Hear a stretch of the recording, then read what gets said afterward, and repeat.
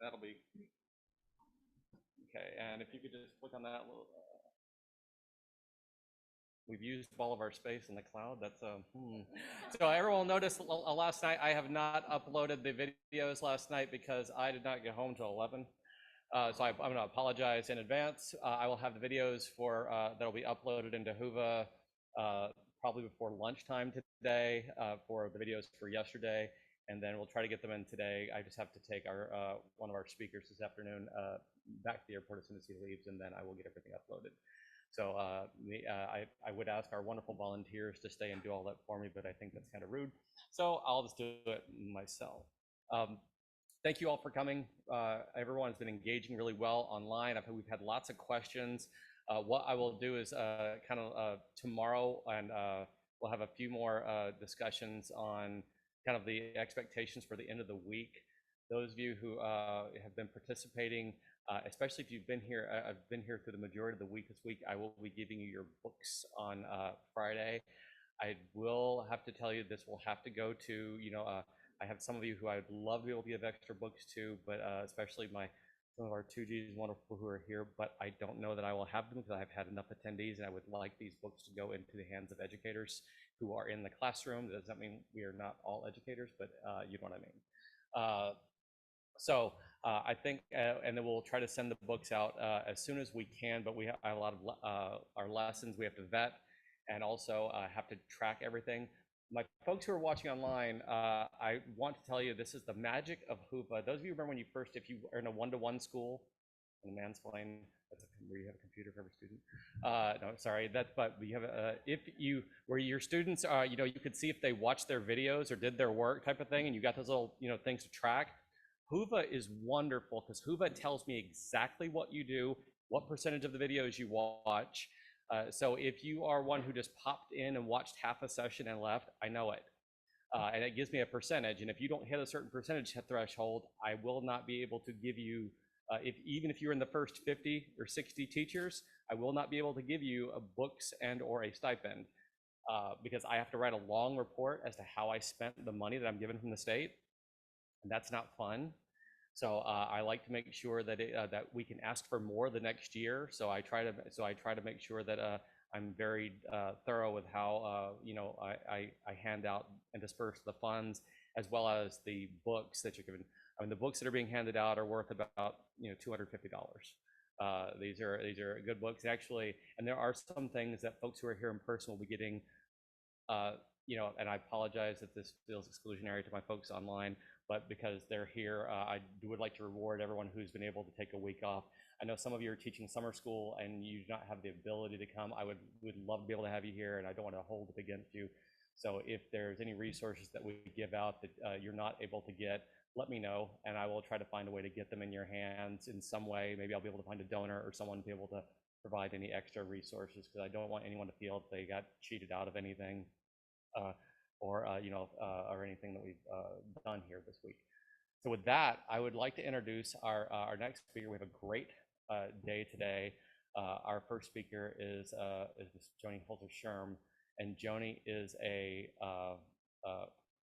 wonderful friend of the Holocaust Center and has been. If you've ever gone through our hallway here, there is an exhibit that kind of tells the story of her father. And she's going to share that. I'm not going to actually go through any of her father's story. I'd like her to tell it to you. She has a couple of wonderful resources and books and lessons that you can use in your classrooms, and as well has an amazing story to tell. So I hope that you all pay attention, engage, and provide a warm welcome to Ms. Joanie Schirm.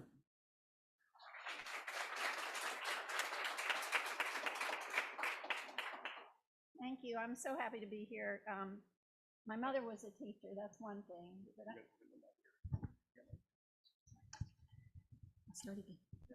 I'm really, really glad to be here today. My mom was a teacher, so I always love to talk to teachers. But also, all of you are here today because you have a particular interest in something that I hope you'll see as an advantage for you to use in some way in the classroom. And I'll kind of touch on ideas. And I'd like to point out Nilam Patel, too, who's been a friend of mine since the very beginning when my first book came out, and she has used it in the classroom, and I encourage you to talk to her about the innovative ways she's told gotten her students involved. It's been great.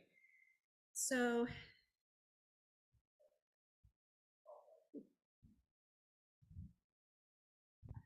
this is one of, let's see. Oh, I forgot. Larry's doing we're teaming up. So this is one of my heroes.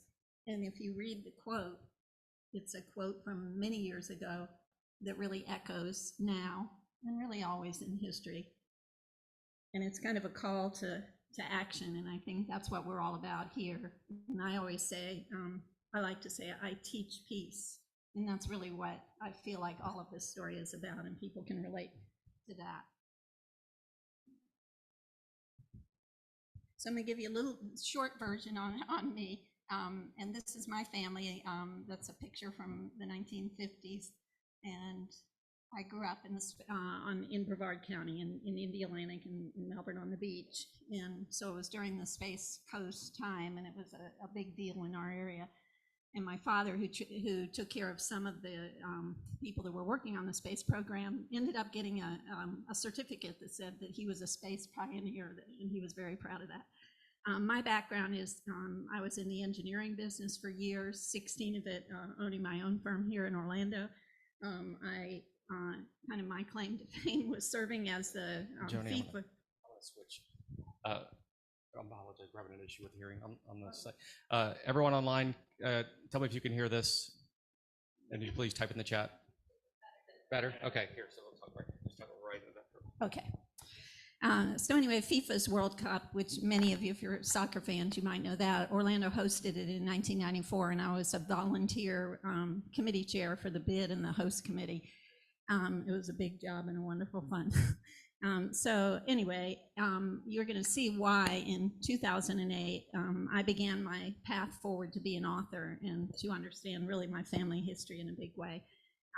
I got very lucky in my first book, Adventures Against Their Will, to win the Global eBook Award for Best Biography, and also later to get an Indies Award for an autobiography, which when I wrote my father's story kind of in his own words.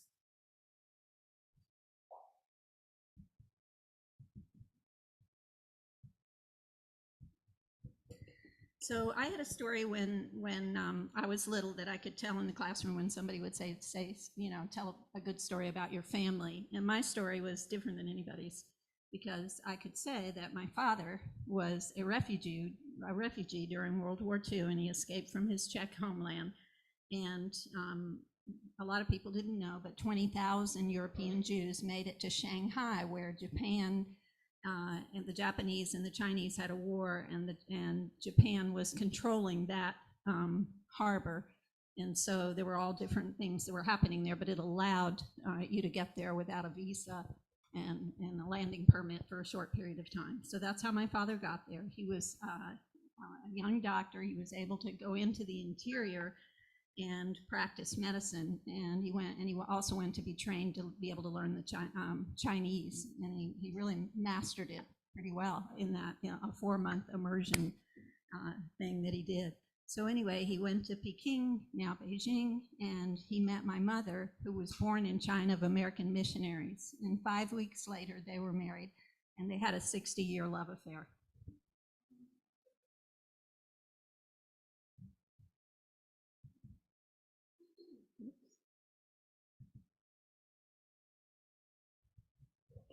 So what did I know about my dad growing up? I knew, he was Czech, and he was very proud of that. Bohemia was the area he was from. He was of Jewish heritage, but he was agnostic when I was growing up. We knew he'd been a refugee, and he'd made it through 5 continents, and he had a lot of adventure stories. He would talk about that. Later, I would do interviews with him and end up with 7 hours of interviews, which ended up being kind of adventure stories mostly, but it filled in a lot of the blanks that I was about to encounter in the letter collection that we found. So I knew when I was young, my brother, sister, and I knew that his parents, our grandparents, and our great-grandmother had perished in the Holocaust. That was what we thought. He was a compassionate physician, more than the norm of anybody I saw, and he just loved the world. So on January 2000, after their 60-year love affair, my parents died within 2 days. And it was by natural causes. My mom had the later stages of Parkinson's, and my father was 88, and he died. And so it was at that time we really made a huge discovery. I call it the Holzer collection, my dad's name, my maiden name. And imagine that it had laid silent for 70 years. It turns out it was 400 letters by 78 different correspondents writing with my father during that period of time, 39 to 46. There were another 130 documents in different languages for different reasons. There were around 60.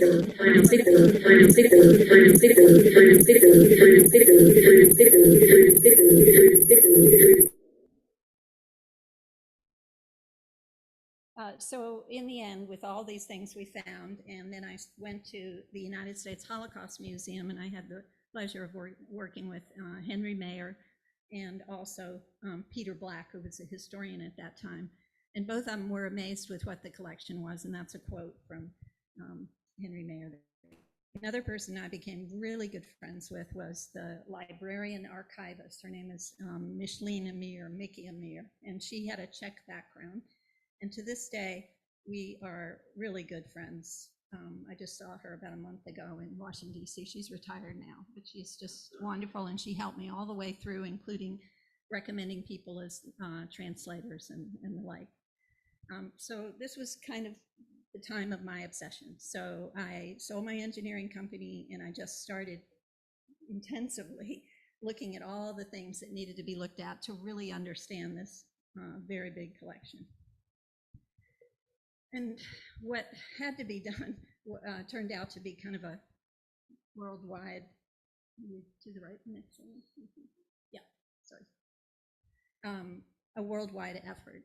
Luckily, you know, nowadays you can go to a lot of places virtually, but really it needed a personal visit on some places. And some of the places were the hardest places to go.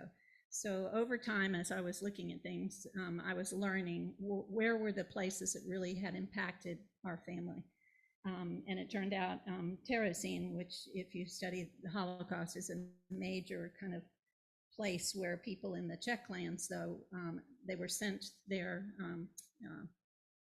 to be transported elsewhere. A lot of them, some of them stayed. And we have a lot of history there with a lot of relatives going there, and most of them going to Auschwitz ultimately and perishing.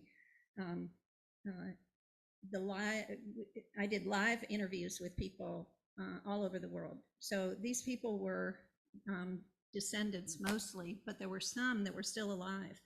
And I got to go meet some people that I'll introduce you to along the way. I had to engage experts on just about everything because, first of all, I didn't know that much about the Holocaust. I grew up in the 1950s, 60s, and you know, you were lucky if there was 2 sentences in a history book about it. So I really didn't know much. My father never really talked about it. And so I had to really learn about that, but I also had to learn about the culture in which my father grew up. You know, the Czech culture is very different than the Polish culture and such. And so you have to really dig in to pretty much understand what you're looking at and what you're reading and what the history is. I had a lot of people that were really specialists, and they helped me, even the mail, because when you can imagine, I was looking at all these letters from all over, and a lot of them had the envelopes with them, so I could see the censor marks on them, so I needed to understand what that meant and, you know, how that happened. And letters from Prague went to Vienna first, and that was where they were censored, and other ones went other places. So there was a lot that was going on, and I was learning. I had 14 translators total, and the Czech person that I got on board really did most of it. There were 200, and in that photo on the bottom, Lukáš Pribble, he turned out to be doing these for me when he was making film that was about Terezin and transports for Terezin. And he actually won the equivalent of an Oscar in the Czech lands during this period of time when he did it. So he too became a really good friend. And then my husband went with me, and I want to make sure that I give him a lot of credit, because everywhere I went, and some of these places like concentration camps, 4 in a row in about 3 days, are very difficult to do. And he tells a lot of stories from that experience. And one of them is when you go to Auschwitz and you go to a place where they have the artificial limbs of people who had probably fought in World War I, and then they murdered them at Auschwitz, and you would see this big display of that. And it was right at the end of our trip, and Roger will tell people, he said by the time he was there and looking at that, he just couldn't take anymore. I mean, it's a very difficult thing, and many of you may have gone to them or taken your students there, but it's a hard thing.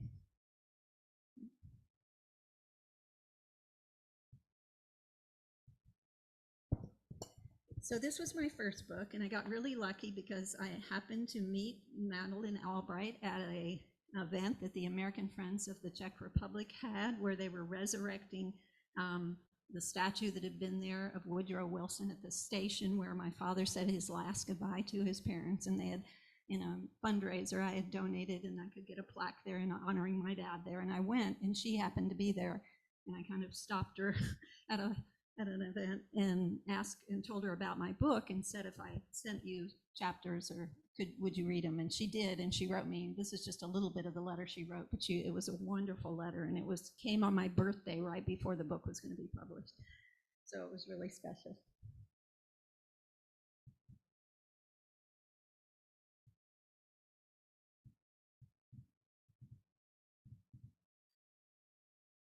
So where are we? I'm not the same place you. Oh, no, the next, yeah. So part of the joy in doing this really was getting to know my father's country and the Czech people. It was wonderful, and they were wonderful. And I would tell you that I have a story that goes with every one of these, very happenstance, but the man that is standing up, okay, on the very top, when I flew in, the person that was representing me on the checkbook had arranged for me to talk to the #1 TV show, Channel 24, and we did a simultaneous translation. It was an amazing experience, and he was wonderful. And at the end of it, he rushed out to say something to me, and what he wanted to do was whisper to me, I mean, literally whisper, I had a Jewish grandmother. And I got that along the way a lot. I've learned a lot, through this experience, how people talk and deal and think and everything like that. The man on the bottom, he showed up, turned out he was a 4th cousin of mine. And so to this day, we're still in touch because we're both on GD.com and Ancestry. And the lady there on the bottom, we're holding the book together. I'm still friends with her. Her name is Eva. She had wandered into the embassy, the U.S. Embassy, and she was picking up some materials, and she looked in, and I was practicing my PowerPoint, and the picture on it had what turned out to be her father's best friend. They were both in the film industry, and she had been at his funeral, and I'm going to tell you about the son that was involved in that. Anyway, sometimes you just think, Okay.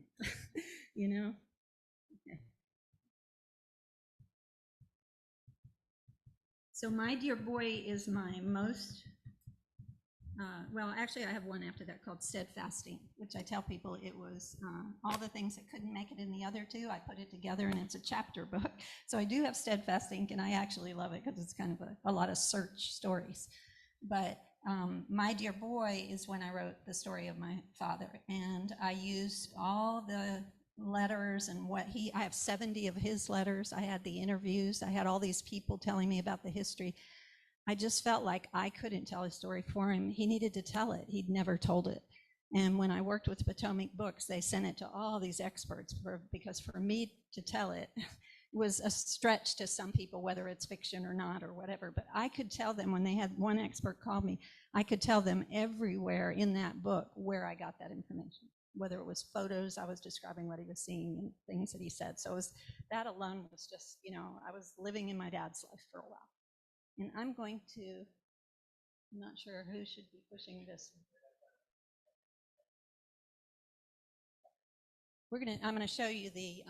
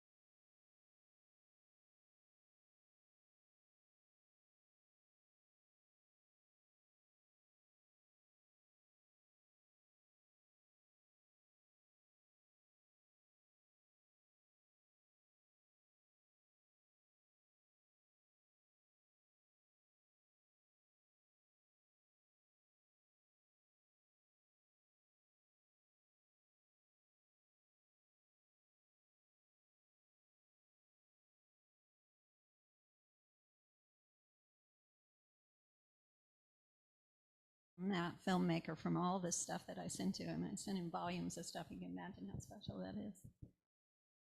So, let's see, where are we?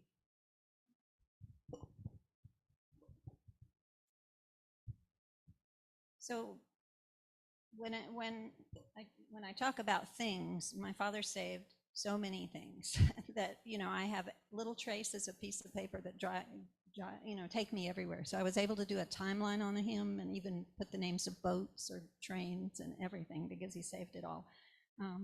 And they were spread all over the house. The Chinese box was the first thing. There were 2 of them that we opened, but they were everywhere, hidden under bed, whatever. And I know my mother must have known a lot of it, you know, but I'm sure that because the letters were all in check, he never really took these very painful letters out and read them to her or something, but I know she knew a lot. But she protected him. So, next. So the story is he was an only child and very beloved. And he grew up in Benešov, which is like 23 miles from Prague. We go there every time we go to Prague. We go to Benešov and see it.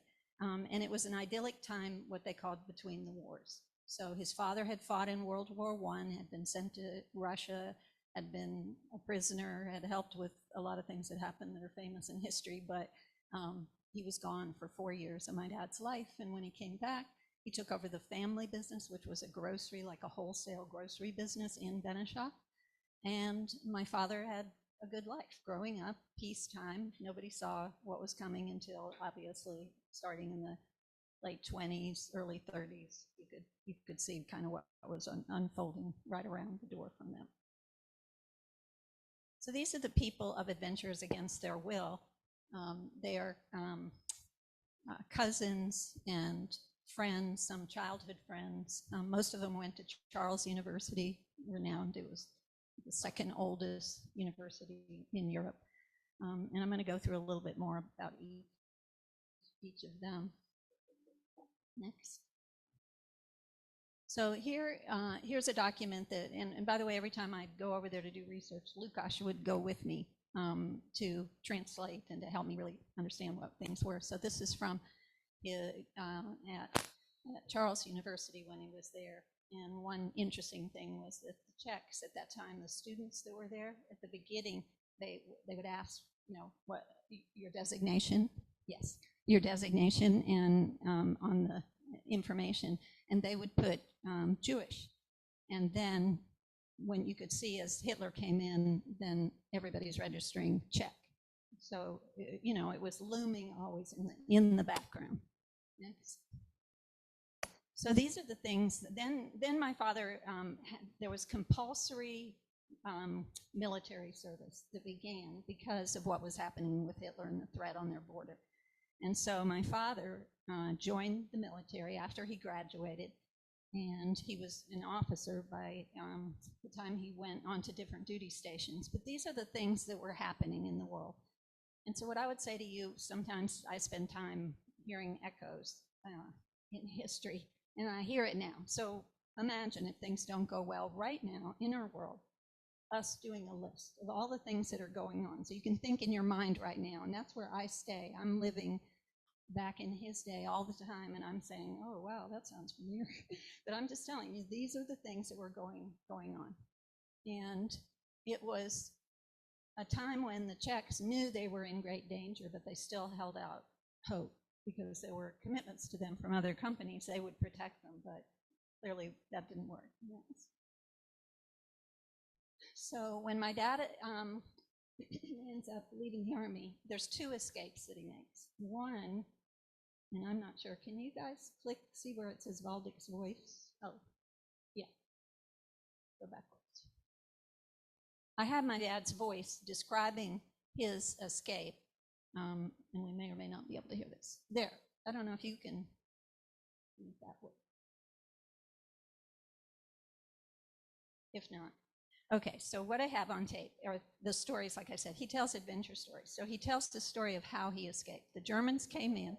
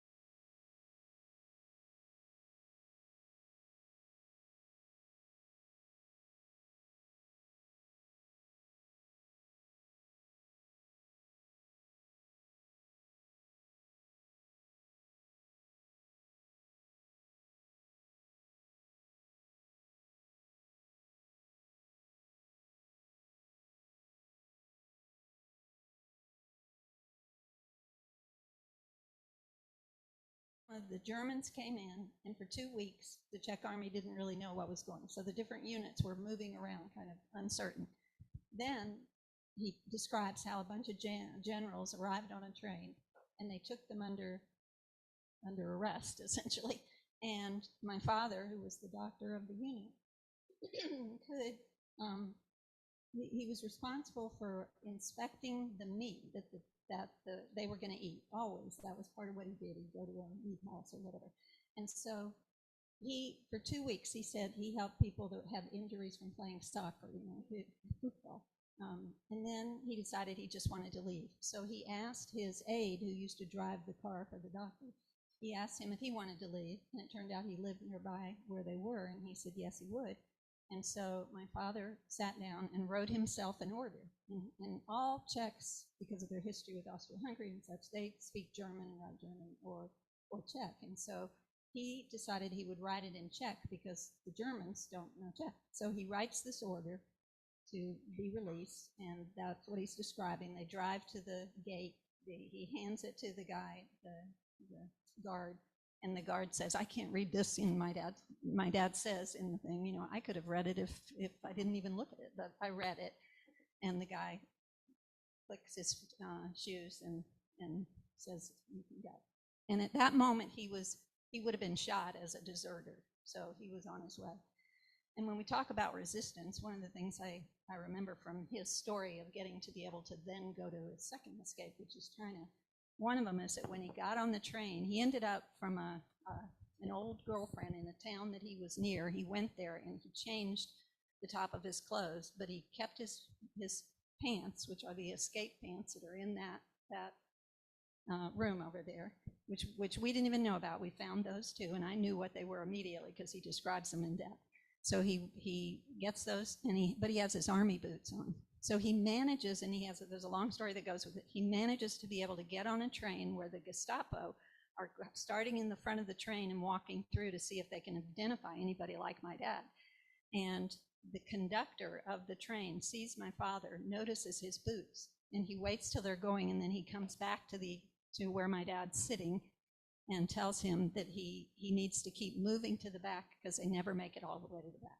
So that's, again, a form of resistance, because that guy said it, and if they had caught him, he would have been in big trouble. Another person, when you left, the Germans made it, although they wanted you to leave at that point, they said they did, they made it very hard to leave. So you had to have all these documents, and one of the documents my father needed was to show that he had paid taxes. Well, he'd been to college, and then he went in the army, and he'd never paid taxes, but they told him he had to have it. And he had made a friend in the army that had, when the Germans came in, he turned to be a German sympathizer. He was of German heritage. And when he saw my father struggling to get it, he came over and helped him and gave him that form. So again, little things like that. We don't think of it as the major resistance moves, but they matter. And there's a lot more stories I have on that. Okay. So that's his way to China. And then, this is another example of what the Germans required. They required you to do an inventory of everything you were taking. Well, he was taking stuff so that he could be a doctor. Luckily, he had, and I have a bunch of little copies. His degree is very big in frame, but he had a whole bunch of little copies, and it paid off for him everywhere he went, because when he came to America, he had to prove that he was a doctor. And so he took good and smart things, but this is what kind of, when I looked, the inventory is the part of the thing. So next, please. So this gives you an idea of where my father went. And it really was kind of he has stories and stories that he told me. And again, there are adventure stories everywhere. He was even at one point pulled in by the Japanese and put in a hot box and interviewed. They were trying to figure out whether he was a spy or not. So there's lots of stories that go with these. But he was really kind of, again, thinking he was on a big adventure. And there's some people, that's the man in the middle next to my dad right there. He was a wealthy Czech cousin through marriage, and he really helped my father. My father never had to live in the ghetto in Shanghai because that man got a room for him in the French concession. So my dad's experience was quite different. But he was trying to be a doctor and making money there, and there were so many doctors that came from Europe. They didn't have enough patients. And they write about it in the letters, like, I don't have enough patients to be able to make, and not your patients, but getting people to come that you can take care of patients. And it was just, it was a mess because there were so many people there. And that's why he went into the interior. He got a job at a hospital in the interior and made it different for him. Yes. So this is about the courtship. So my mom, up on the top, my mom wrote a letter to her parents who were back in America. And imagine them getting the letter and my mom saying she met somebody 8 days ago and he asked her to marry and they're going to get married. Like, okay. So that letter was in the box too. And that's another reason why I know my mom knew about the letter, because she pushed that into the box. So that was the first time we read it. And by the way, that was the first box that we pulled down, my brother, sister, and I, when we decided we needed to go through their condo, which was like they had just walked out the door the day before. Everything was like it was. We weren't expecting them both to die. It was very emotional. And the first thing we did was look in that box because we'd never looked in that box before. It was just meant to be. And that was the letter we could read because everything else was in check. So we read Mom telling her love story about our dad that she had just met. So it's all magical, some of it, and some of it's really hard. So then what happened was in China, there's a lot of information. Really, the U.S. government was really expecting the Pearl Harbor to happen, frankly. And there were even secret documents, I've read about that were in a plane crash that some were found that kind of indicate that sort of thing going on. So what happened was, late in the year after they got married, they were told by the U.S. Embassy told the 2,000, think of it, that's all the foreigners that were in Beijing at the time, that they needed to leave. And so that was why they left and came to America. So they came to America and they arrived in 1941, in the early part of 1941. Next. And they got a job, both of them. My mom was like a receptionist, and my dad was a doctor in the hospital in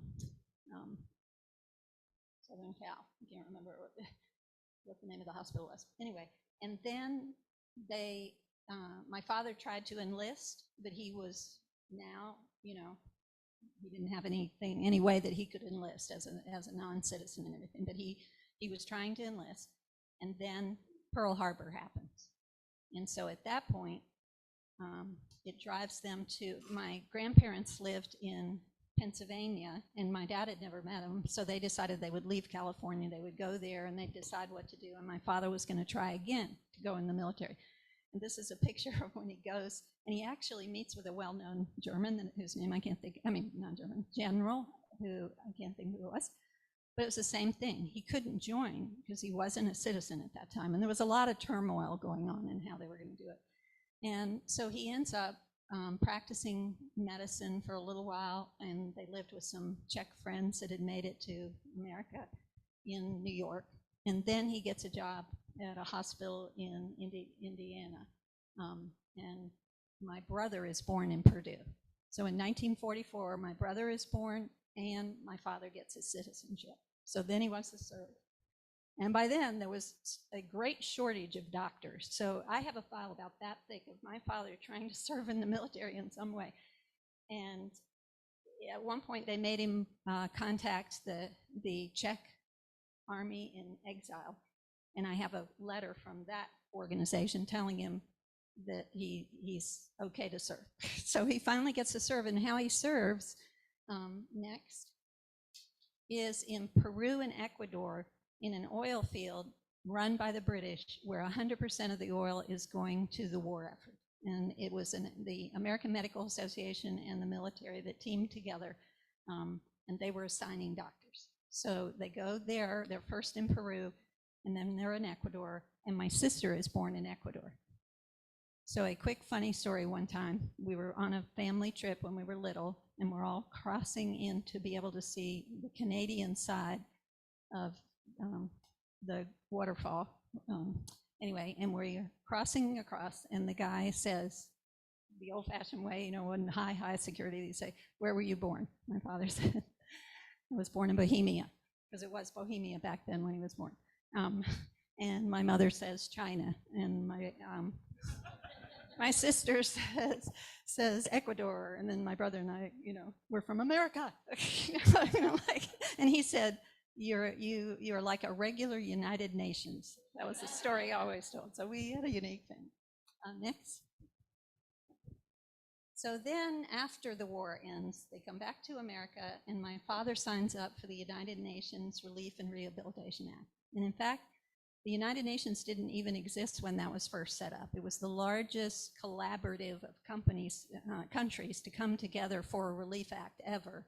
And that was how it got its name. And then soon after that, it actually was part of the United Nations and has grown into what is that collaboration that goes anywhere where there are refugee situations. So anyway, they did that. He was there for a year, and the communists came in and took over, and they were taking over. And so UNRWA left at the end of that year.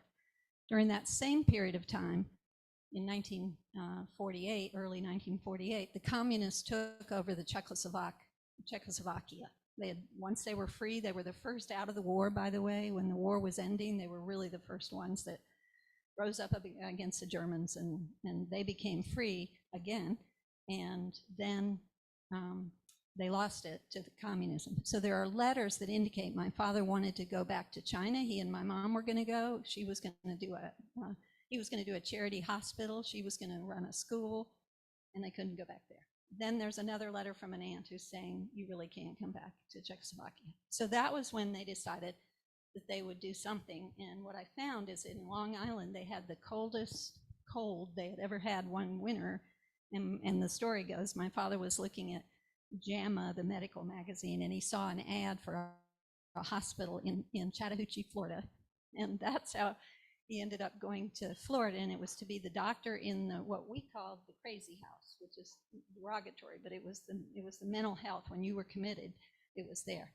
And if you look at December records in Chattahoochee, I'm the only person that was admitted that wasn't committed. I was admitted by birth. So I have that as a marker. So next.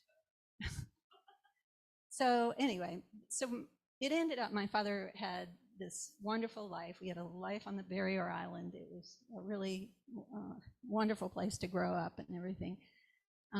But I witnessed him and my mother both were very, very giving people. And my father did lots of work for no cost for people that couldn't afford it. There was a big fishing community there. And everybody would always bring my father fish and stuff like that. The black community, what they then called Colored Town, was within walking distance to my dad's office. And I worked there in the summer as a receptionist. And he had this thing, he would just write NC. And I was trained that when someone would come up to the counter and he put NC, I would say, thank you very much. Dr. Holzer is appreciative of serving you. And that was all, and they wouldn't pay. So I saw it firsthand. So I want you to, next.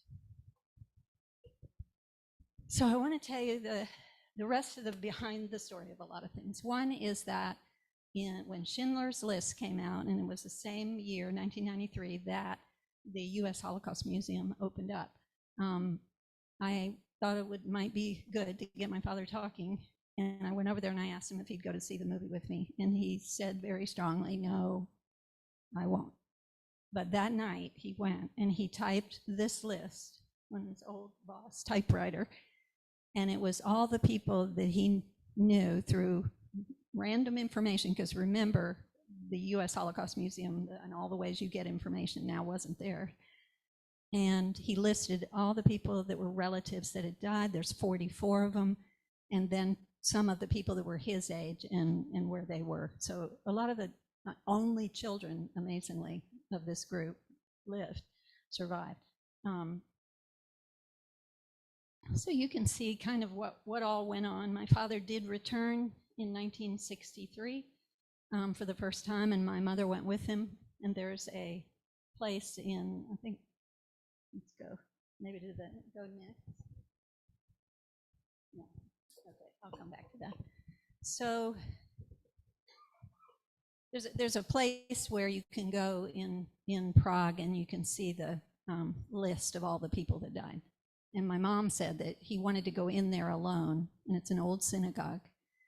And he wanted to go in there alone. And when he came out, that was the first time she ever saw him really break down and cry, because he saw his parents' name. Somewhere in there, I have that. Next. So the first letter that I had translated, and there's a whole story that goes with this, but the first letter that I had translated turned out, I didn't know what it was. I knew it was special because it was from his father, and I knew the date, and I knew the date they were taken away, because they were taken from Prague on a transport on April 24th. So when I saw that this was April 21st that same year, I knew it was special. And I had a friend that was married to a Czech, and so that was the first letter. And this letter, can you go to the next one? I'll let you read that. Oh, I'm sorry. That's true. Okay. So it's dated April 21st, 1942.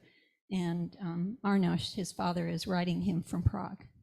My dear boy, today we are leaving for a gathering point to follow the fate of those unfortunate people in 3 to 4 days who since last October have been gradually chased out of their homes and sent to concentration camps, robbed of everything they had.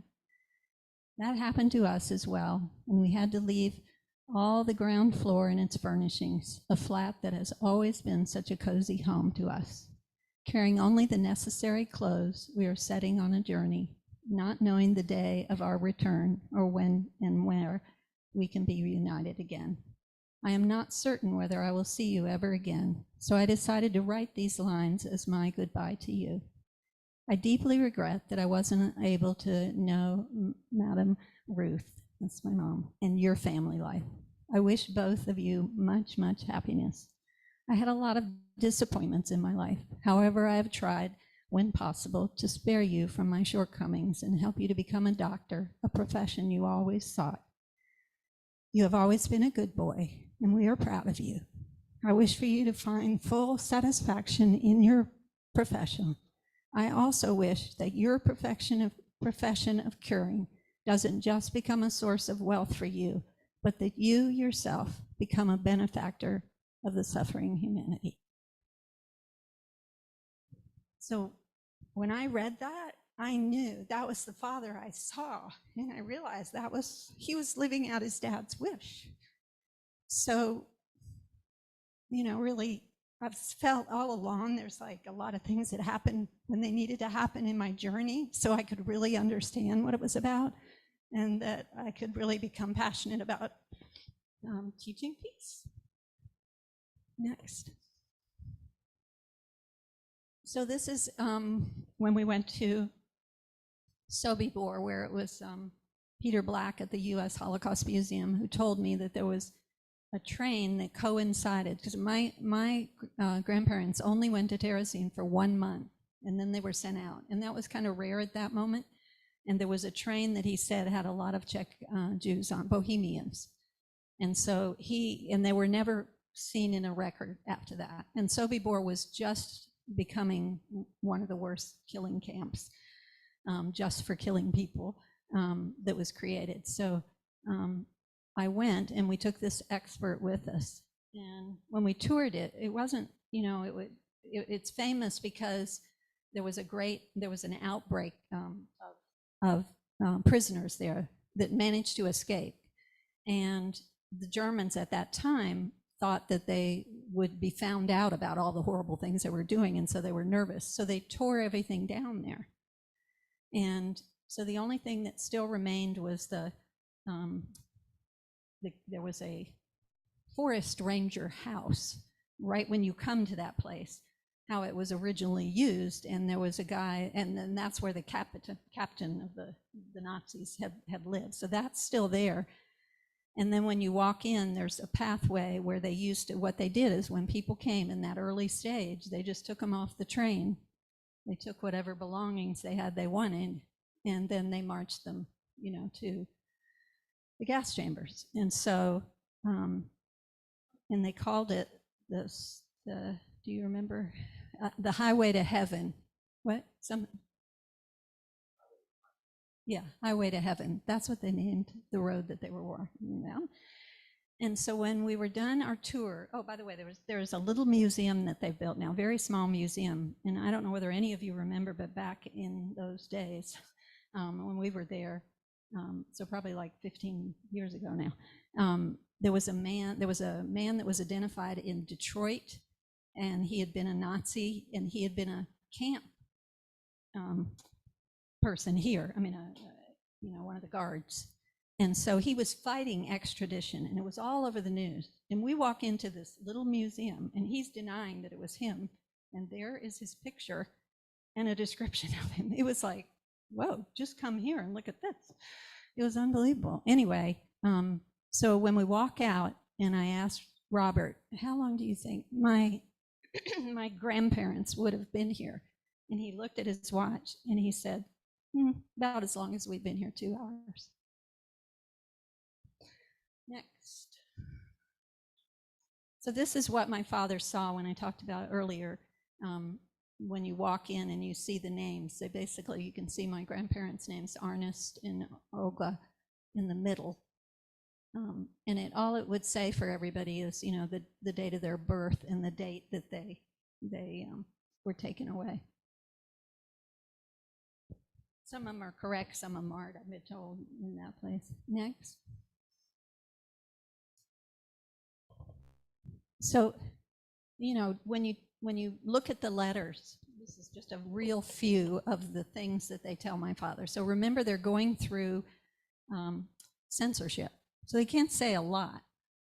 But Arnish would write long letters, and then Olga would write underneath, and they would talk about what was happening. And a lot of it was, they were losing all their rights and everything. But when you just think about it, just over time, they're doing everything from really important bad things to just irritating people, treating them crazy. But even in one of the letters, there's when they start having to wear their star, their Jewish star, that was referenced. There's a lot more of them. I think my Czech cousin read them first in Czech. He's my age, and I think he said there were 42 or something references of things that were being taken away from him. Next.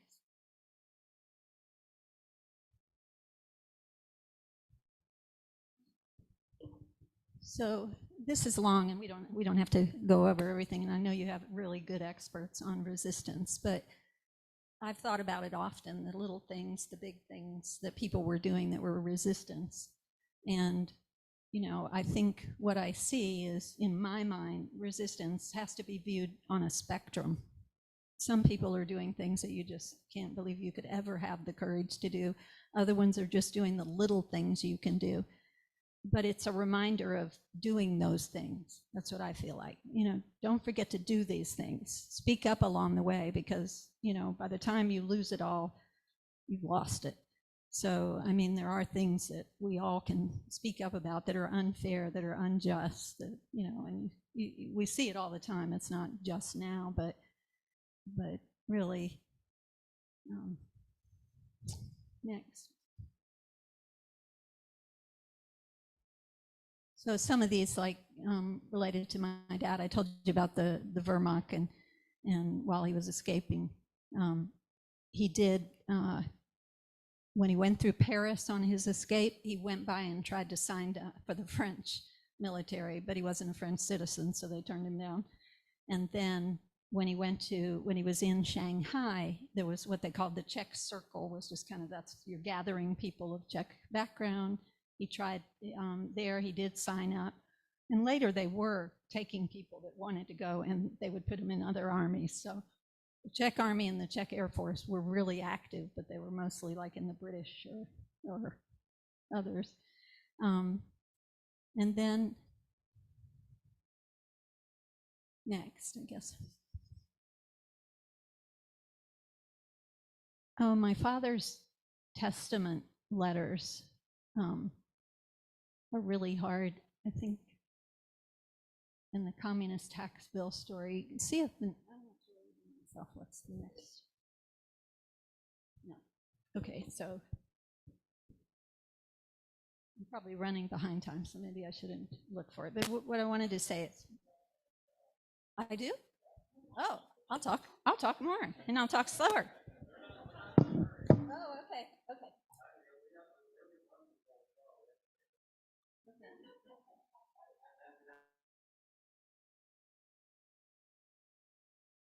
Everybody drink a little water right now while I'm looking. I had a book all marked with what I was going to do. Now I don't. He wrote 2 letters that I call his testament letters, and they're 2 of the hardest letters to read, but my translator said they're 2 of the most important historically. And I call them testament because it's how my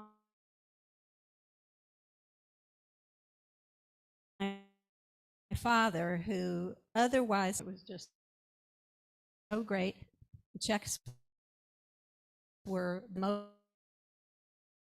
most successful democracy. Everybody describes it like they were 10th in the world production and industrial stuff, and a lot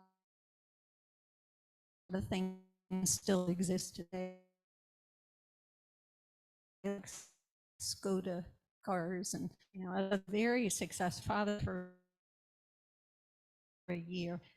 He writes to one of his friends, one of his cousins, and that's what I'm going to find, the cousin.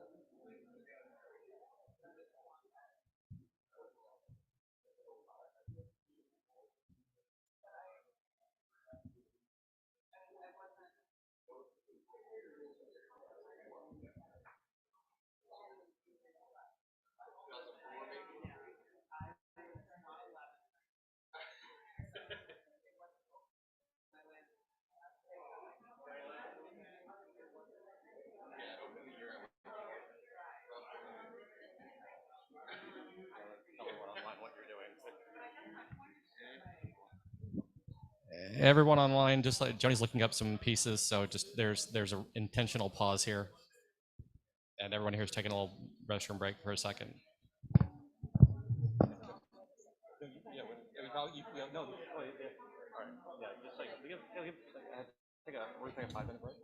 Okay, we're gonna take 5 minutes, just 5 minutes, so she can get ready. So if you need to go to the restroom, we'll take a break for a minute.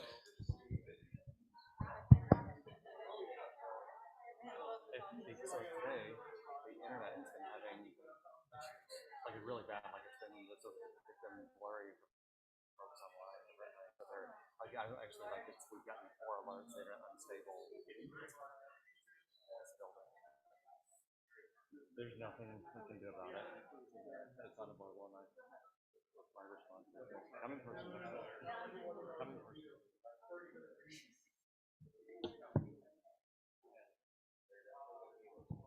And everybody who's online and everybody who's in here, just so you know,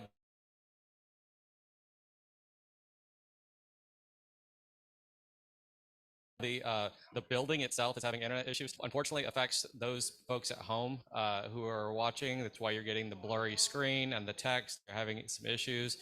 And apologize. Cannot control that. Do not hold that against me or ding that in your review. I cannot. There's nothing I can do about that. We are going to try to reset some routers at lunchtime as best we can and hope that everything works out well. But I believe it's actually the internet coming to the building. It's not something within the building itself. So I'm going to apologize in advance. It is what it is, and we'll just have to move forward from it.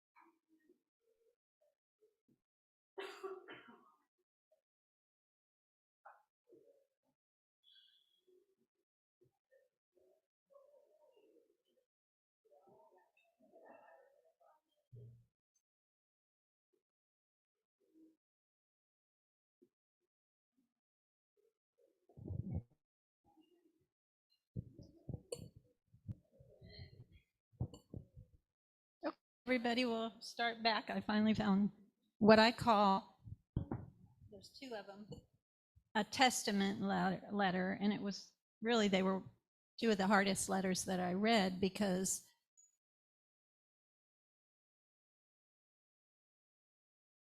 I'm reading you something that my father is bearing his soul. Oh, okay. He's bearing his soul, so it's a private bearing of a soul, and I really struggled over, should I really something that people know, because it's how I felt. Again, if you know the Czech Bohemian culture, that his family went back 300 years, and it was a Jewish family, and they, like many Jews in the Czech lands, were not very religious. You know, if they were high hole was big for them. It just was the way to be in that group, and they just want to be Czech, something that they didn't get to have for 300 years under the Austro-Hungarian Empire, and then it was taken away from them by the Germans and then the communists. So that's all they really want. But so this is my dad's letter. He's writing it to Rudla Fisher, who you'll meet a little better, who is a first cousin. Rudla's mother was sister to my grandmother. So my dad says, I have learned enough Chinese as to be able to swear, and so I believe in operating among the sea from my previous letters. I am slowly getting out of that immigrant hangover, and I am again starting to think straight and surprisingly all to work. I think that each of us has to overcome this initial after surgery shock, like when one's tumor, which deprives your organism of much energy. Tumor was our unfailing trust in the love for a country which never really absorbed us Jews. And even though we loved her and felt home within her, all others considered us strangers. You know, recently I made up my mind about it all. I swept away my assimilation and fought for a new self-confidence. Maybe I am making a mistake, but it is my truth. One, not to recall all the old wrongs I felt from the moment when I began to meet children at school. Even though I was raised in the spirit of the nation which I lived and of which I felt a part, there was not an occasion when it wasn't made clear to me that I was an unwanted stranger, whether at the university, in the army, everywhere I went, near a scoff. Though I tried to assimilate everything, now and know exactly those. No, we shouldn't lie to ourselves. At least that's how I see it from the distance of 1 year, which I needed in order to digest it all. I became a member of a white community without differences of nationality, and I am assessed on the basis of my personal qualities and not of my curly hair. Maybe I am facing a new lie and a new self-delusion, but so far I don't know about it. So far I am evading it. We all have one enemy, the degenerationism, the suppression of the free mind. In Peking, of those pseudo ideologies, we created a front of cultured people. The other letter is just as strong, but it really, really makes you think, you know, how you feel, what it means in life, and then making choice. So I would say to you, when I think about my father, and he would describe himself as agnostic, but one of his very best friends was an Anglican priest that was in the town, and they would come out, I would hear them debating. They both knew about religion. Their religion's about as best you could ever know, you know, and they would talk about it and laugh and everything and debate issues. And then after my father died, I went back over to Melbourne one time, and I was interviewing people that were, you know, his contemporaries, but people who had worked for him as nurse, and she told me all these great stories about him. And anyway, one of them was a Jewish couple that they had actually, my mom and dad had gone to Israel. I knew that, and together, and then they lived in the same condominium, so they became really good friends. And he told me that on Holocaust Memorial Day, that my dad would go with them. I had no idea. And I think he may have done it after we were all away at school and everything, you know, because that was when he really developed their friendship. But, you know, just what you don't know, and then what you learn, and then you put the pieces all together. Let's keep going. Oh, the tax bill. Okay, this is a good story. So this is resistance. So we're living in Chattahoochee, you know, it's up in the panhandle, the backwaters, I would call it, of Florida. And my father, of course, wasn't even able to retrieve the home that had been in the store and everything. You know, first Germans take it, and then it comes back and it's Czechoslovakia, but my dad can't go there because it's communist. So anyway, when it becomes communist, and I think it was 1949, he loved to tell this story. He got a bill from the communist government, and they were sending him a tax bill for the property that he couldn't get back. So he said, he always told it like this. So he marched down to the Western Union store where you could send a telegram in the day. He marched down there, And he told the lady behind the counter to write "Prolib mi predel" and send it off. Well, she didn't know what he had said. And what it means is "kiss my ass." So, and I mean, he would tell that story all the time. So that was his resistance. Okay. Next, please.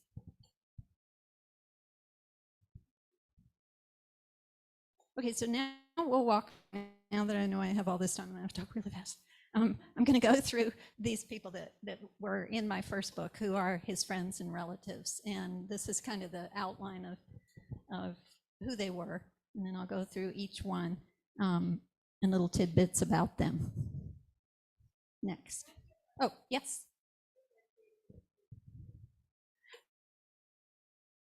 There's actually 3 books. This is the first book, and I set out to write my father's, which is the second book, but My Dear Boy. So My Dear Boy, when I was starting to write that, and I wrote a lot just as I was going, I started all the letters back, and they were coming in no order. They were just coming. Not anybody was. I literally hired a woman that was recommended to me in Orlando that had a it was check that was going to Rollins College. It was just going to work coming in. And so that I have a big sheet, the huge sheet of all these letters and the date it was written, who wrote it, who they were sending to, where those people were, what was the main issues, and who was the translator and everything. So all that was going on. And then all of a sudden I started becoming drawn to people I didn't even know. There'd be like 20 letters by one or 10.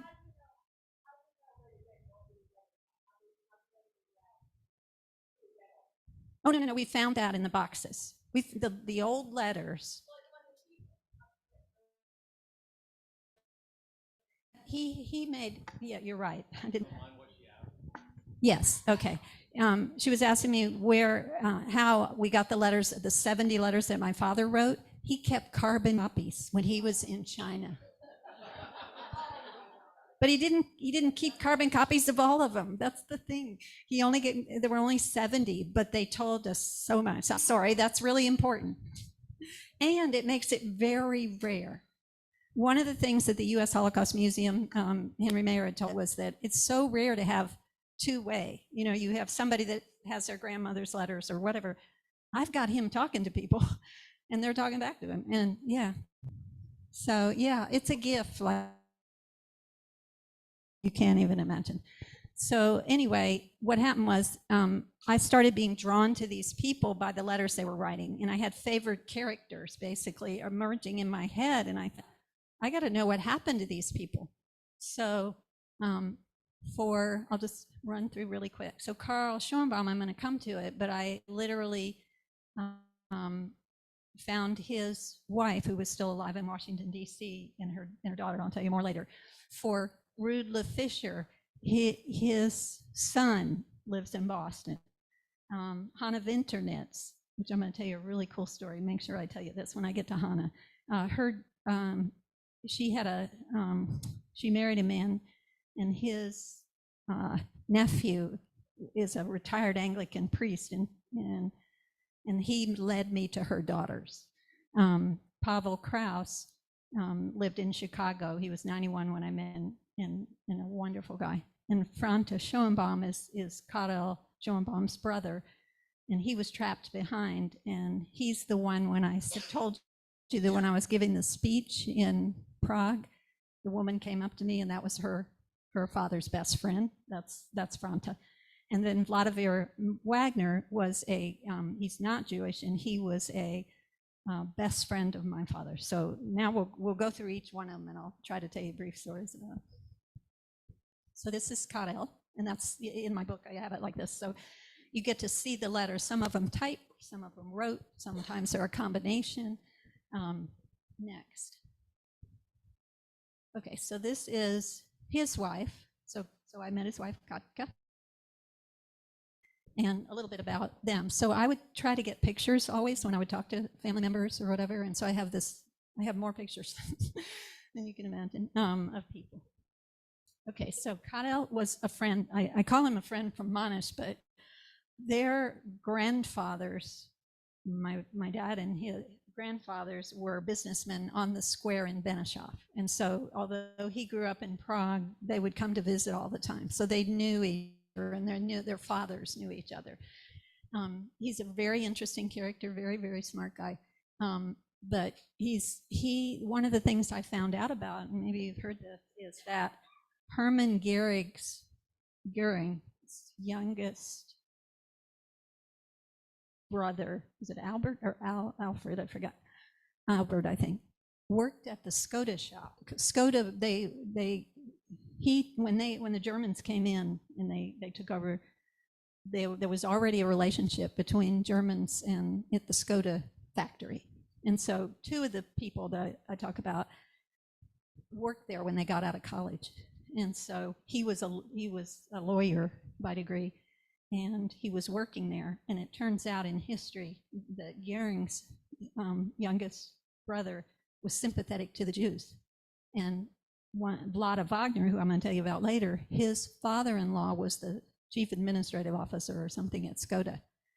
And Göring's brother tipped them off that the invasion was about to happen. So several of the people that got away right away, who were Social Democrats, was the name of the party that the Nazis hated. That was the main party. They still exist. A lot of parties exist, but they still exist. And they were in real danger, all the people that were just members of that. And by the way, my father was apolitical. He said he was just like not following everything, except he was following what was happening about the Germans. But he said that he was asked by one of the ones that I'm going to talk about to draw some caricatures. My father was a great caricature artist, and he drew some caricatures of Hitler that were ran in with his name under it, that ran in the publication. And when all this happened, when he escaped from the army and he got on the train, he was afraid somebody would recognize him. They probably wouldn't have known who he was at all, or his artwork or anything, but he was fearful because he thought he had made a mark that, would have gotten him in trouble. So anyway, so what happens with him, he goes to, right before he and another guy end up being able to get to London, and he becomes very active at Oxford University, and his sister, who had managed to get to America, ends up sending him a top coat that she had of her husband's, I think, because he got to meet the Queen when the exiled president of Czechoslovakia came there. And there was a big group of both military and artists and everything who went to get safety in Great Britain. So he kind of got into that. The thing is, so I met his wife and I met Carol, his daughter, their only child. And there's a common thread that I found with a lot of these, and mostly it's because of great fear. They didn't tell their kids they had been Jewish. And so a lot of them were Unitarian. That was the most common thread. And another one, I'll tell you about something else. But anyway, what happened was Carol has one son, and his name's Kevin. And Kevin, when he found it out as an adult, he converted to Judaism. And Carol and I stay in touch by text. And his children are at a Jewish school in Westchester now. And when all of October 7th happened and there was fear, they had Nazis standing at the door of their school. So again, these are people, she and I go back knowing what that meant, in a big way, and feel it. For her grandchildren, she was really afraid. Okay, so this is his brother, and this is the one that I said the woman knew, her dad was a best friend of his and knew. That's his wife, Andela. And yes, he's the one, yes, you're right. He goes to Terezin for a while. He denies having his son. They end up hiding the son away, and I'll tell you more about that. And then Andela, by the way, was my favorite woman character in it. She's very strong-willed and really wonderful. but they have a tragic storyline really in their family. Next. So this is Franta in his army uniform. And Hansa, the names, you have to check, you get a lot of names. Hansa is John. And what happened was, the reality of it is that Franta played around a lot with women, and eventually Angela had had enough. And this is after the war. And she ends up marrying a man who had been in a concentration camp and lost his whole family. And by then they had 2 boys. Now, John is the older boy. He's in his 80s now. And I went to New Zealand, my husband and I did, to talk to him. I had talked to him a lot. He led me to a lot of pieces where I could get more information. He's wonderful. He's a professor in Wellington, New Zealand. And he's this wonderful, hearted guy. But his story is trauma. And when I interviewed him about the story I'm going to tell you, it was when the separations were happening at our southern border, when they were taking the kids away. His experience is that he was 5 years old, and they were in a mixed marriage. Angela wasn't Jewish, and Franta was. And so for a while, there was some thought that if you were in a mixed marriage, you were kind of protected. Well, that went away at another point. So anyway, they were fearful of their son being taken. And so they put this little boy, they had gone on a vacation to a little pub out in the countryside and had a good time there. And they literally contacted that couple, and that couple bravely took him in. But for him, he was there from when he was 5 years old to 9 years old. And it was very traumatic for him. He didn't understand it, obviously. And they couldn't let him go anywhere because they were afraid somebody would discover they had this little boy. And it was just this sad story. So anyway, when the war gets over, they finally, when the trains are working and everything, they come and get him. And he was telling me the story about how he was so filled with anxiety about his mother going away from him, and that he would follow her everywhere, and he would get nauseous. He couldn't go to school. And it was right when all that separation stuff was going on with these little kids at the border. And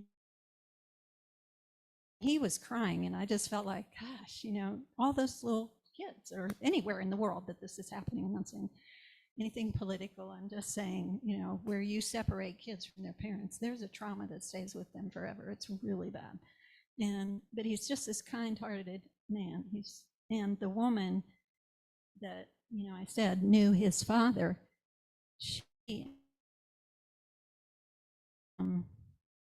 he was in the film industry, and he was kind of wild and crazy, and she told me about his womanizing. But he rode a motorcycle, and she used to ride it when she was little with him, and she was telling me all these stories. Well, she had a daughter that wanted to go to New Zealand, and so this is only 2 years ago. She got in touch with me, and I put her in touch, and now they're connected. And they're really, the interesting part of it is just like all these people have been separated for so many years, and yet these friendships have just cemented instantly with all these stories. She was able to tell him where his father's ashes were thrown on a river in the Czech lands because she was there. Yeah. Next. So that's their story. I've probably been telling it. He went to Terezin. He denied having a son, and eventually they left him alone, I guess. And I guess that's everything I told you already. Okay, keep going. Okay, so this is Karel Ballenberger, who's one of the more interesting characters that I went through it because he had a lot of complications that developed. So it was, go to the next one. He was married. The Honza, again, a John, Elena, the daughter, and then Milena was his family. She was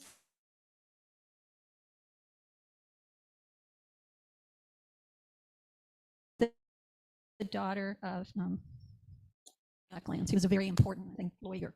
He never thought that anything would happen to him. He was under that delusion, like a lot of people were. They're too important, and the Germans are going to know this. And she was apparently, they were from a wealthy family. And what happened was Bala heard it the same time Karel Schoenbaum heard it through Skoda, because he was working at Skoda. So he knew too he needed to leave. And he ends up writing well, I'll come back to this letter that you wrote. Okay, so then he wants to take the family with him, but the family, Milena's brother had recently committed suicide because of a relationship with an older woman that went bad. That's what everybody's told me. And so the parents didn't want her to go, so they talked her into staying.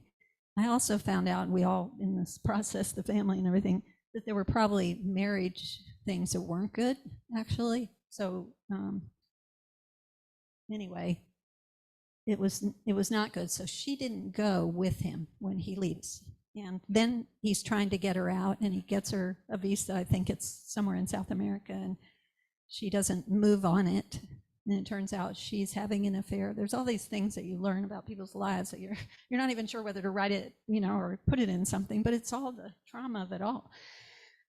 So she gets taken away with her family. They're all taken away and they all die. And one of her very best friends ends up, her family able to come to America. And before the war, she's up for the United Nations Relief and Rehabilitation Act to go to Europe. And she's looking to go to where there'd be some checks. And she ends up being told that her old friend Milena and Bala, that Bala was there. He was recovering. He was actually in the army. He was in the British Army. He had gotten hurt and he was in the hospital. She goes and sees him, and they had been good friends, And so they end up getting married. So they moved to Canada because he's assigned, and before the communists take over, he has a good job with the government in Canada. So he goes, and they end up having Anne and Nick.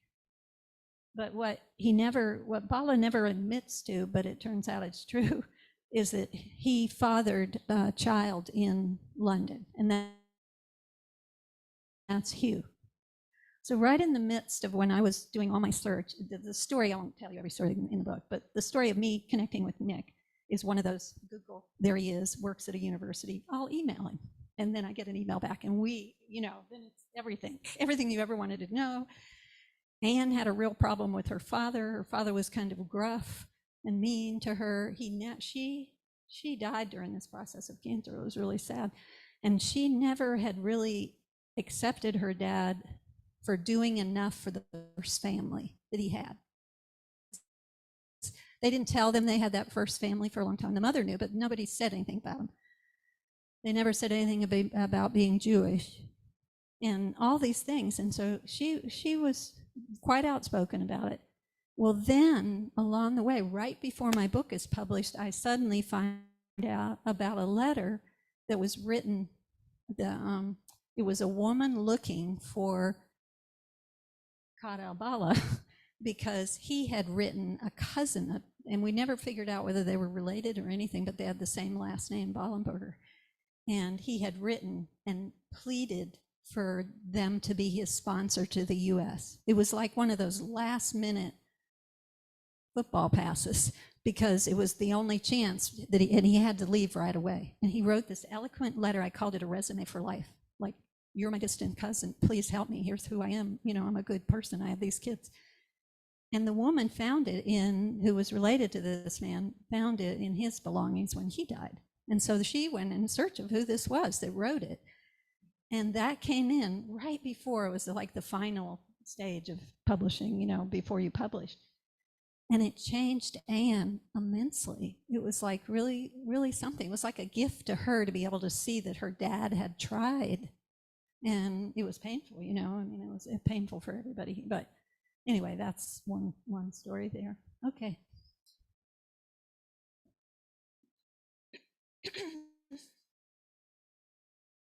I guess I should be probably having this on here when I'm telling you these stories. Okay.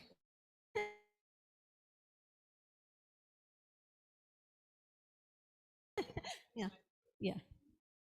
So, okay. So Hannah is my my grandfather's sister named Olga, like my grandmother was named Olga. Olga was popular, but it was his sister, Olga. And Olga was actually a Zionist and very involved. And her husband, Rudolph Winternitz, was a very successful builder in Prague. There's buildings that people point to today that'll say, you know, that was a Winternitz one. And so she grew up very wealthy. Again, she was an only child. A lot of them were only children. Next. So this is the further introduction to this. Okay, so both her parents died at Auschwitz. They went through Terezin and they died at Auschwitz.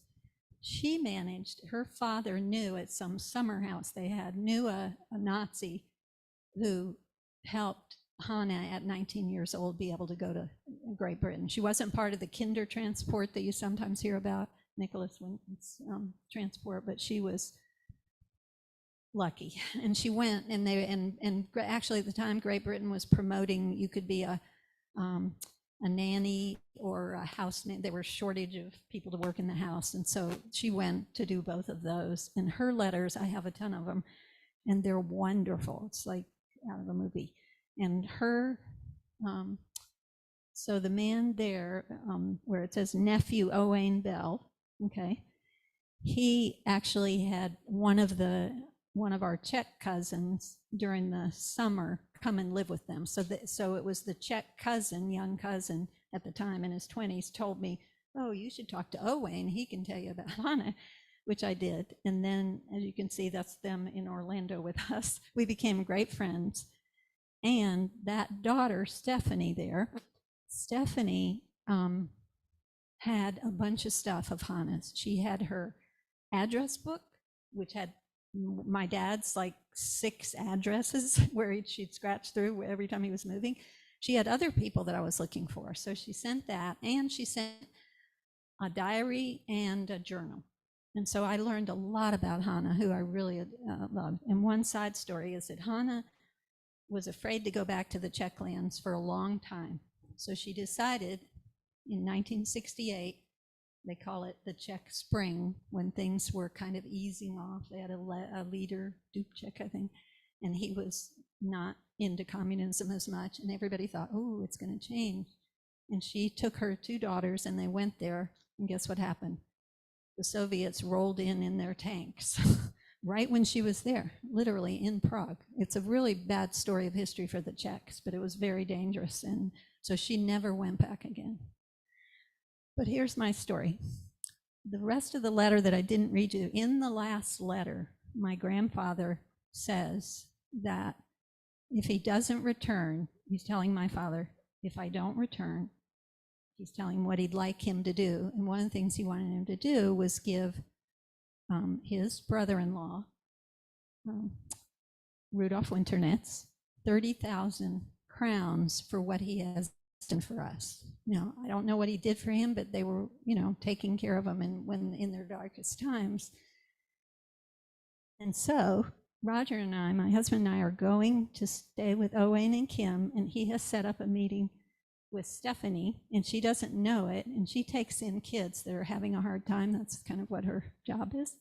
And so I figured out that 30,000 crowns is worth $1,200, and I'm taking it to her and giving it to her.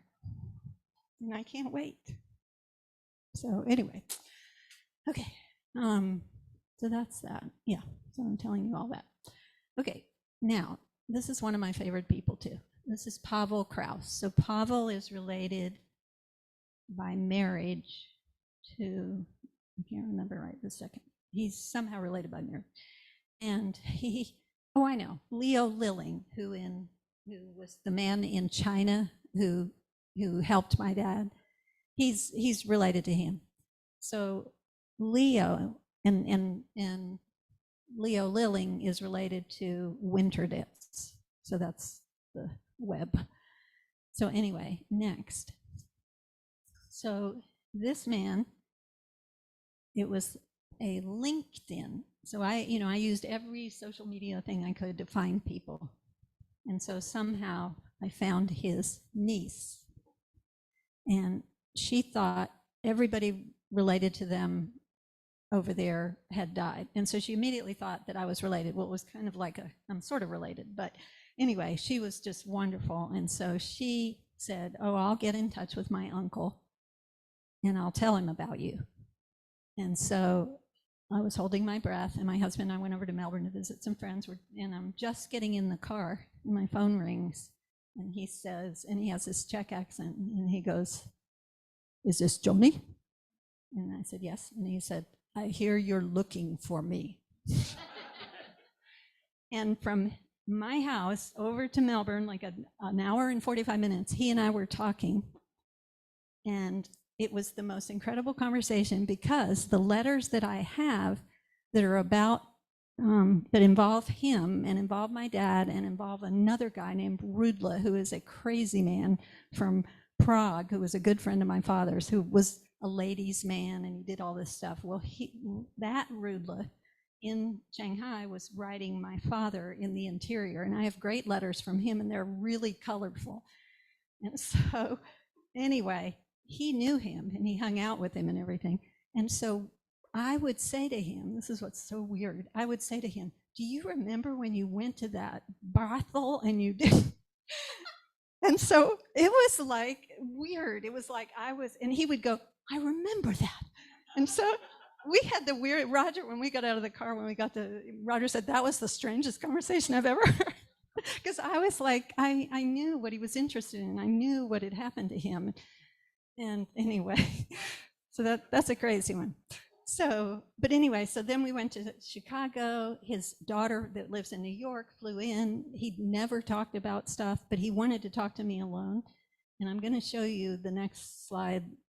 And wait a minute. Okay, so here's one. He helped identify and it was, he was a Ritchie boy. Have you ever heard of that? Ritchie boy were in the intelligence service of the U.S. Army, and they were mostly Germans or Czechs or whatever, because they spoke the language. They could do interviews with people that are in, POW camps or whatever. So he was one of those, and he had a great history in it. And so he was telling me about it, and there's a guy that was like Hitler's bodyguard and then turned into doing all these other things. He was, if you've ever heard the World War II story is it the Battle of the Bulge, where they started putting soldiers in American uniforms to fool us, and then they'd kill them. Their soldiers fool us. So he was a trickster kind of guy. Well, that was the guy that he was in a prison camp at the end of the war, and he identified him. Paul Krauss did. So anyway, next. Okay. So let's see. He was there at Dachau. When you see the army units that are the ones that liberated Dachau, before that, a bunch of Ritchie boys were sent in. So they were the first ones in. So he was one of those, and I'm going to show you a really sobering picture. He gave me these pictures. That's what he saw when he got into Dachau. And then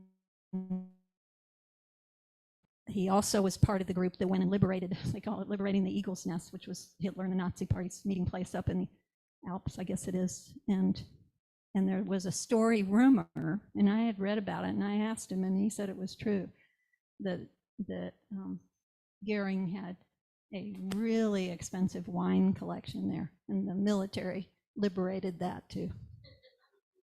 Yeah. But everywhere I went, these are just a few of the stories. Everywhere I would just hear incredible things, and they don't fit. A lot of them don't fit into my books, and I want everybody to know it all. But so this is my grandfather Arno's younger brother, and there were two Leo Holzers that were in Terezin, and one headed up the fire brigade or something, and you hear about him a lot. But Leo was the head of housing, which meant he was under the big Jewish organization that was set up, kind of the government, so to speak, that would have to negotiate with the Nazis. And he was, it's been said, head of housing. I mean, I've heard it said different ways. And his son there, Hanush, on the far, in the book, has been written about his whole life, because there was a group and they called themselves the Eagles.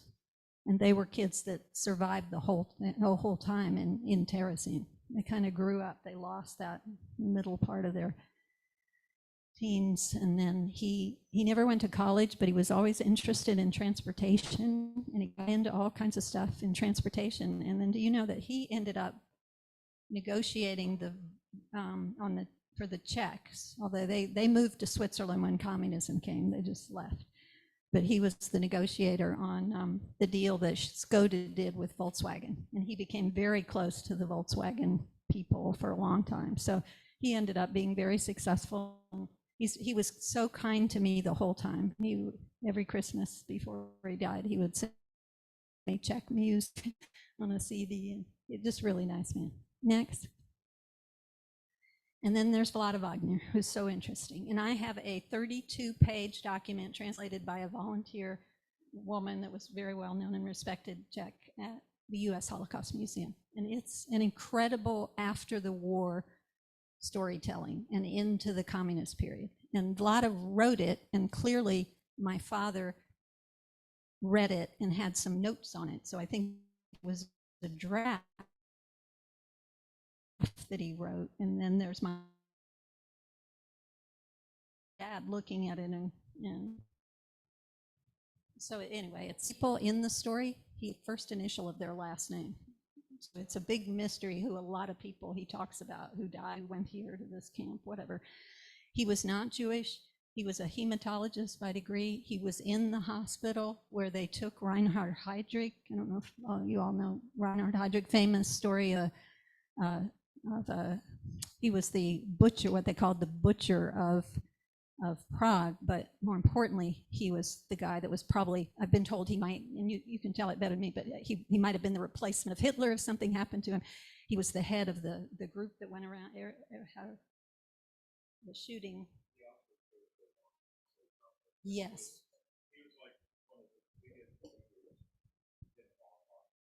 Yeah, it was huge. So he was in Prague when the British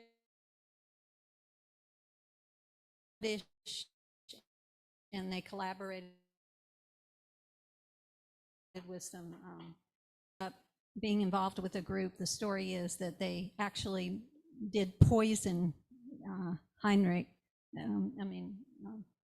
His name Heydrich, because they did the blood, and also he's written actual articles that have been in hematology magazines about how they did something that made the blood they were sending to the Germans not the same type of blood, and it would be misidentified when it was out in the field. So all kinds of things. He's a very interesting guy. So to sum it all up, there are lesson plans for you. There's 2 sets of them done by U.S. Holocaust Museum fellows that are on the website of the U.S. of this center. So you can go there and you can access them. You can also, on my website, if you go there, you'll find both of those, and you'll also find a longer version that was done long ago by a company called Pass that does curriculum and a lesson plan. And you need some of my stuff. I'm forgetting out the story, and I just want that. And you don't have to buy my books. A lot of the stuff you can find, and I can send you letters that might. Okay. Okay, great. Yeah. Okay. I do have if you want it. Anyway, so I think we're at the end. I think. Okay, that's just a lot more stuff. So I love this quote. I'm a Beatles fan, and it's really about peace. And that's what I think everybody in this room, you teach and you make people smarter about history, but I know you all want peace too. It's just human nature. We all want peace. Oh, okay. Sorry. This is John Lennon. Peace is not something you wish for. It's something you make, something you do, something you are, and something you give away. I guess that's the end.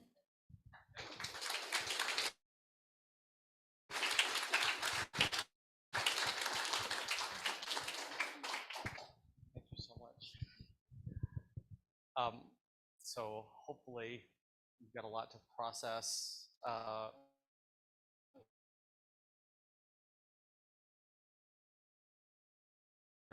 And and we got a couple things we're gonna get. So we're gonna have a couple for everybody. So I'm gonna apologize in advance. What we'll do is we'll base it off of we'll do it off of engagement this afternoon with Q&A. We'll see. These are Heroes of the Holocaust playing cards. They're different, and each one has they're really cool. Again, not to romanticize the make sure romanticize history, but it's really amazing. The man that is in there recognized, Feng, F-E-N-G, Ho, was the man that was giving out visas he was out of Vienna. And a lot of Jews from that area made it to Shanghai because of him. So he's a hero, and I know his daughter, and she writes books too.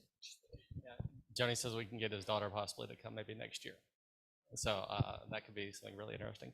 So what we'll do is we'll base this off engagement, and yeah, we'll try to include everyone online. Possibly, we'll see if we can get some people to unmute.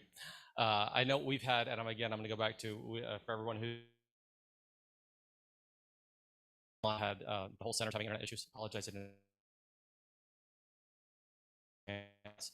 For everyone who's in person, we're gonna take a break. But what I am gonna do is about 20 minutes in before I talk, I'm gonna play a video just kind of show you guys. I'm gonna share source online for I'm Still Here, which is it's really very powerful. We'll actually we're not going to record anymore, but we're going to leave the stream open. So if you want to come back in about 20 minutes, we're going to just kind of play it while you're having lunch. You can just listen. And then lunch today is buca de pepo. Look at that. Miss Bobowitz all excited there. That is fantastic. That's right. One note. Hold on. Yes. Salad dressing's on its way. Pasta. Okay, so we got to get salad dressing. So don't. So just so you know, I tell you, your lunches this week, Tally on her illustrious kind of way out has made sure that we've had something really different, unique for lunch every day. I know Little Caesars was just Little Caesars, but still, to try to make sure you're not having the same thing. This is not an easy task. It is not inexpensive.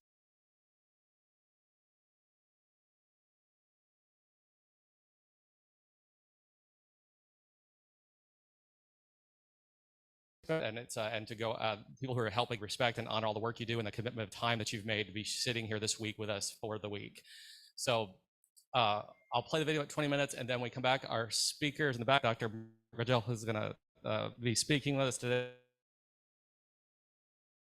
He's got the stylish jacket, and that's not Alex back there. It's not that thing. I'm going to go ahead and let you guys go. Thank you so much, and we'll be back here about 20 minutes for the video.